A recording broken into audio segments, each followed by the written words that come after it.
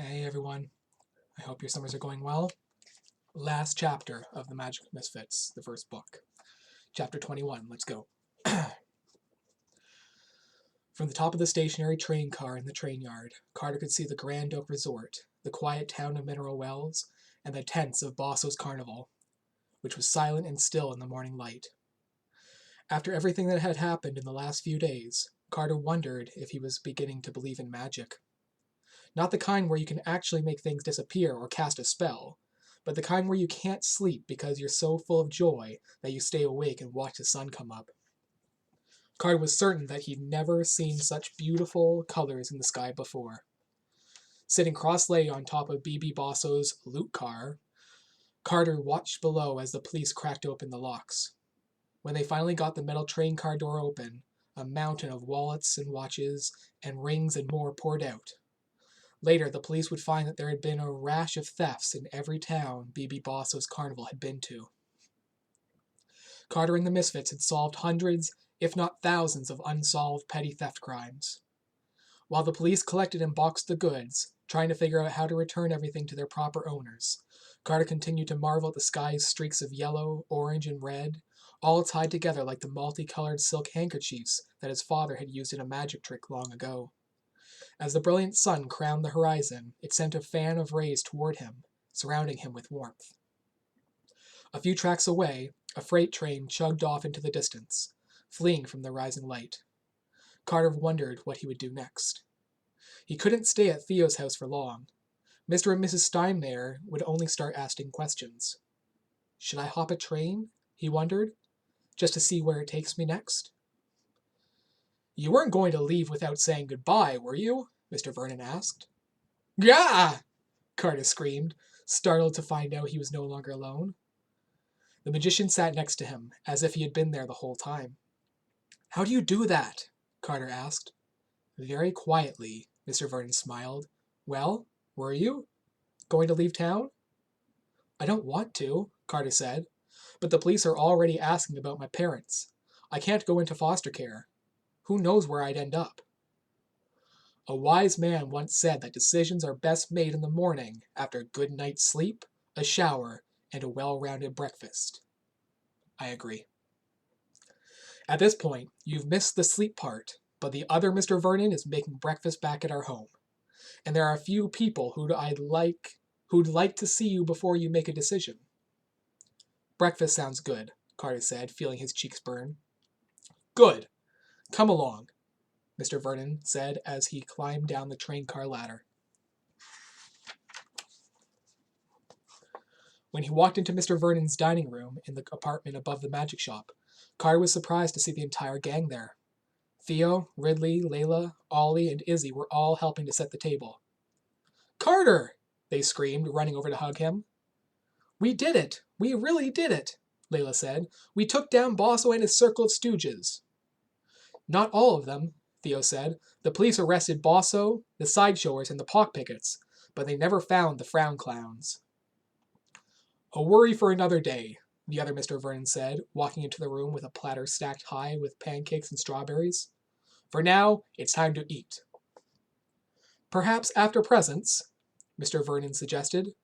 He presented 4 boxes and placed them before Carter, Theo, Layla, and Ridley. I'm sorry, Ollie and Izzy, but I didn't know we'd be having 2 more join us. No worries, Ollie said, stuffing his mouth. These pancakes are treat enough. Pancakes are my favorite breakfast food. When the 4 misfits opened their packages, they found what they had really thought, or what they had thought lost. Layla's lucky lockpicks, Ridley's journal, Theo's bow, and Carter's wooden box, which we still don't know what's inside, I don't think. Carter held a small card box to his chest, tracing his fingers over the initials LWL. But how? Carter asked.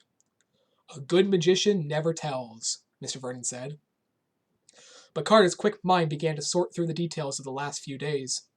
When he first met Mr. Vernon, he had given Carter the book about the vanishing object on the podium trick. Mr. Vernon was old friends with Bobby, Bosso. He must have known that Bosso would try to steal the diamond, and how. He also must have pickpocketed the pockpickets along the way and retrieved the Misfits' things. Bleh, can't speak this evening. We were never on our own, were we? Carter concluded. You were looking after us from the beginning, making sure we were never in any real danger. The coins in my pocket, the blanket in the park. Layla squinted. What coins? What blanket? I have no idea what he's talking about. Mr. Vernon smiled, helping himself to a pancake. What will you do now, Theo? What will you do now, Carter? Theo asked. Carter shrugged. After everything they'd been through together, after everything they'd done for him, how could he tell his friends what he'd been planning only an hour earlier? The thought made him feel empty inside. He didn't want to leave Mineral Wells or his new friends, but what other option did he have? The others must have been able to read it all in Carter's face. You can't leave, Layla blurted out. You have to stay. Theo patted Carter on the back, and even Ridley seemed to frown. Actually, I may have one more trick up my sleeve, Mr. Vernon said. He waved the kids to follow him out of the apartment and into the connecting magic shop. Theo, always a gentleman, held the door open for everyone. Woof woof, I'm a rabbit, squawked Presto. Silly bird, Layla laughed. Mr. Vernon led the kids and the other Mr. Vernon into the secret room and over to the wall covered in photos. On it were dozens of black and white images of different magicians, but near the bottom there was one that stood out. It was a sepia tone photo of 6 kids, their arms around one another. Who are they? Layla asked, studying the photo. The Emerald Ring, said Mr. Vernon. There's me as a boy, about your age, and that's Bosso. Back then he went by the name Bobby Boskowitz. You knew each other? Ridley asked. This is what the picture looks like. So you knew each other, Ridley asked? We did. We were the best of friends, Mr. Vernon said. Bosso, myself, and the rest of our friends were all misfits, just like you lot. But that's not what I wanted to show you. I wanted to draw Carter's attention to Lyle. He pointed to one of the boys in the photograph. He looks kind of like Carter, Layla said. Lyle was my dad's name, Carter whispered, confused. Just as I suspected, Mr. Vernon said, tears forming in his eyes. From the first time I saw you, I wondered, but I decided it was impossible, that my old mind was just playing tricks on me. Then, this evening, when I pickpocketed the pocketpickets, I found your box with the initials LWL.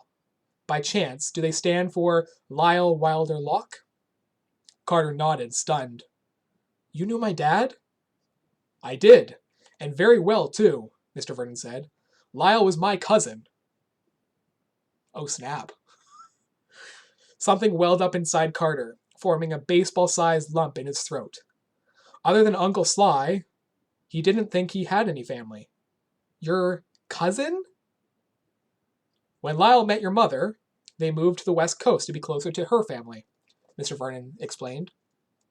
After your parents, I knew that you ended up living with another relative, but no one seemed to know who or where. For years, I looked for you. I never gave up, but I never imagined that fate would bring you to Mineral Wells. Not fate, Layla said. Magic.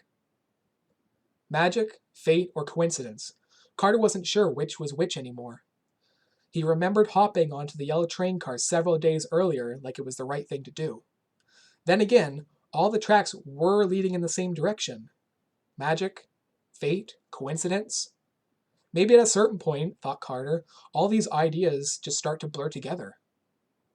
Carter, would you like to come live with us? Mr. Vernon asked. Carter didn't have any words, so he just nodded yes. Okay, really quickly. How many of you were hoping that this was the ending that we would get? The 4 friends gathered in the secret room hidden inside the magic shop. After they had gotten their faces in the local paper for saving the day, they decided they should keep practicing magic and see what they could really do. Should we have a name for our organization? Theo asked. What about the Emerald Ring? Said Layla, just like my dad's group from when he was a kid. That'll only make me think of Bosso and his goons, Ridley added. Thanks, but no thanks. How about the Ollie and Izzy gang? Ollie said. Or the Izzy and Ollie gang, Izzy said. Where'd you two come from? Ridley asked, annoyed. You're not the only one who knows tricks, the twins said together. Ollie added, and we're happy to join. We have our own performance to perfect, but we don't mind showing up from time to time. As guest stars, Izzy finished. So yes, count us in too. This is awkward, Ridley said, nodding toward the twins, but we are forming a gang of magicians. Yeah, awesome, cried Ollie. Does this mean we get special outfits? Asked Izzy. Ridley shook her head. You don't understand. You can't be in it. Neither of you know illusion work. That's not true, said Ollie. He grabbed Izzy's hand and tried to pull off her thumb. Ouch! Izzy cried, smacking her brother. I think magic is about more than stagecraft, Carter said. It's about happiness. It's about laughter. It's about that feeling you get inside. I think Ollie and Izzy do that. Well put, Theo said, patting Carter on the back. I agree, Layla said. Fine, Ridley gave in, but in the future, new members will be subject to a rigorous nomination process. So what are we going to do to call what are we going to call ourselves? Layla asked. How about the magical greats? Suggested Ridley. The magic diamonds? Tried Carter. We need something unique, just like us, said Theo. Then Carter said, seems like everyone's been calling us misfits. Bosso, the Pockpickets. I like the idea of using the bad guy's label for us, said Ridley. That's powerful. Misfits, Layla repeated, trying out the word. Nice. Agreed, Ollie and Izzy said. Theo gave a thumbs up. The Magic Misfits, Carter said. He loved it. It was almost as if the fact that he'd never fit in was what made him belong right here at this table. Well now, that we have our name, what should we do first? Same thing we do every day, Pinky, try to take over the world. Sorry, I had to. Teach ourselves more magic, of course, Layla said. Carter had learned how to do magic tricks from his uncle. But those were just that. Tricks. There was no magic involved.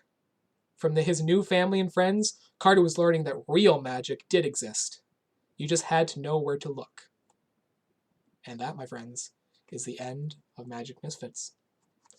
There are some fun activities at the back that if we meet each other again, you're more than welcome to borrow the book and try them out yourself. The book also teaches you a few magic tricks. I skipped over that part every time that it came up just because it wasn't part of the story. But again, if we see each other again, you are more than welcome to ask, and I will lend you the book if I have it. So, with that being said, love you all. I hope you're having an amazing summer. I hope you have an amazing year. Until next time, we meet again. Bye for now.